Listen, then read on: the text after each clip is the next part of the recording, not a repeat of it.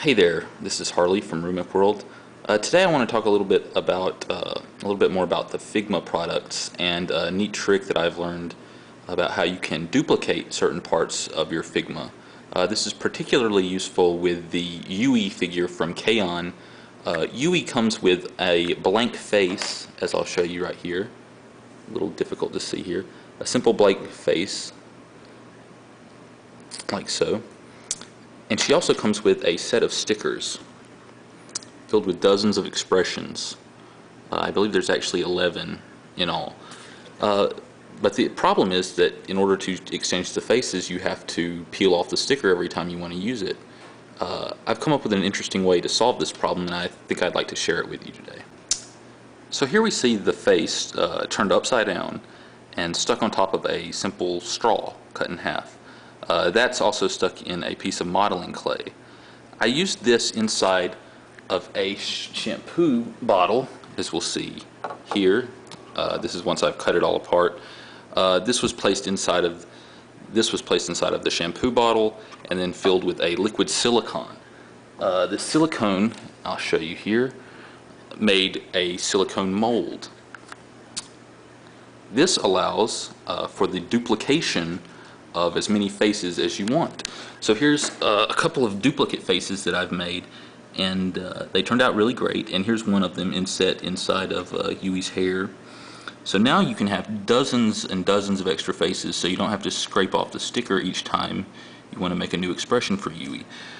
Here we see the silicone mold block, and right here is one of the faces that's being in the process of casting right now. This is a liquid resin. I'll pull it out and show you what it looks like. So here we have the original face mounted on its straw, and here's the casting of it. This is all one solid piece, as you can see. Here's the rear of it. Simple, just like the regular Figma face. It needs a little hollowing out at some parts, a little cleaning up, but nothing too major. What you'll do is you'll simply snap this off. It's upside down, the way it was cast. You'll simply just snap it off the little base. That was used for the drain of the of where you pour in the liquid resin. So that's easy enough to snap off. Here's the mold. Simply cut it open. It's like rubber, so it just fits right back together in one block. No leaks or anything like that, despite the big crack in it. And once it only takes about 4 minutes to dry and harden. The first time you make this mold, that takes a good 6 hours, so it's best to let that cure overnight. These are some of the products I used. I'll show you real quick.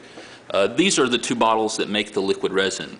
It's a 1-to-1 ratio. You just mix them and pour them inside of your silicone mold here, and in 5 minutes you have a perfect duplicate, like so. A similar product, it all came in one big kit, that I used to make the actual silicone mold. This is Omo 30. You can find this online. The whole set was about $50, I'd say. Okay, I just want to quickly explain the next step in the process is to paint your newly molded head, your newly cast head. Here's one of the white ones, unpainted, as you can see. It took a little work to clear out some of the details so I could get a better fit. I just used a simple matte knife to achieve that, clearing out some of the debris in the back. I've painted most of them already, and what I'm using is enamel paint. Here we go, you can see this. It comes in flesh tone. You don't have to mix it or anything. This is a very close match to what the natural flesh tone of most of the Figmas are, especially Yui. That's just dried resin, the white stuff on the tray here, and it works very well. A good tip is to use a pair of tweezers like so to grasp the head while you're painting it. So I would really recommend enamel paint. It's self-leveling, so it hides the brush strokes very easily and gives you a very nice finish. After that, I'm going to hit it with a gloss coat, which is this, and then put the sticker on, which I'll show, and then use a matte finish to give it a dull look, a natural flesh tone look. Okay, so I've let these dry overnight, and I forgot to mention last night that you can clean up the enamel paint that you use with a simple paint thinner. What I've done now is sprayed a coat of lacquer overcoat, Model Master lacquer overcoat gloss finish, and I know you wouldn't think you'd use a gloss finish. This will help the water slide decals that we're going to put on to adhere. I'll probably do 2 coats of this once this dries. Then we'll be ready to put the decals on and finish with a flat coat, a matte coat. That'll help make it not so shiny. Okay, so what I'm doing right now is the spray fixative, the gloss spray fix has dried, and I'm starting to apply the first water decals. You just simply cut these out with a matte knife. As you can see here, just slip those out, and then you put the paper tab with the face in it into this bowl. I can't do it and hold the camera at the same time, I'm sorry about that. You just drop it in here for about 10-15 seconds, and then the decal simply detaches and you can slip it right onto the face. Here's a few of the faces that I've already done. Yeah, they're a little shiny right now. Again, that's that gloss coat to help the sticker affix to it. I'm going to put a matte coat on after these dry. What you want to do when you're putting these on is just have something like a cotton swab like this to help adjust it and then smooth out any sort of bubbles or water that gets trapped underneath the face. Like here, you can see a little bit of the flaw when when I was casting it there on the chin, but otherwise I think they're really quite great looking. They look very good for what I was going to use them for. Another thing to keep in mind is the placement of her hair.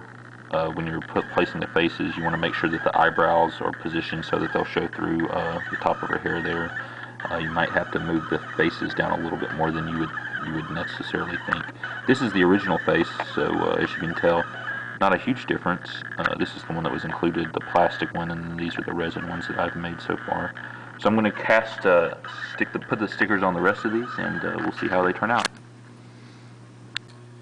Okay, so it's the evening of day 4 of this project, and I've just finished placing all the decals on my faces that I've made. The last step, the only thing left to do, is to spray it with the not the gloss, the matte tester spray to take some of the shine and the reflection off of their faces and give it that matte quality that the Figma faces have.